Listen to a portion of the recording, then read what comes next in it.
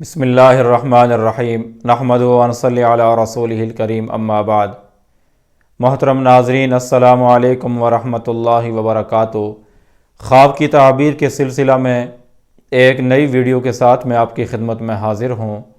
آج کی یہ ویڈیو خواب میں حضرت عمر بن خطاب رضی اللہ عنہ کو دیکھنے کی تعبیر سے متعلق ہے۔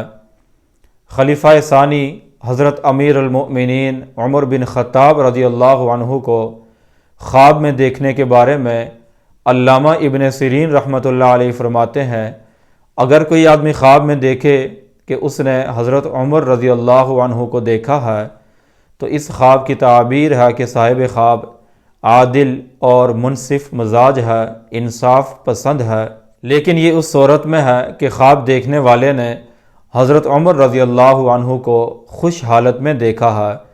اگر خواب دیکھنے والے نے حضرت عمر رضی اللہ عنہ کو غصے میں، ناراض اور غضبناک دیکھا ہے، اس کی تعبیر ہے کہ خواب دیکھنے والا انصاف کے معاملے میں، عدل کے معاملے میں سستی کرتا ہے۔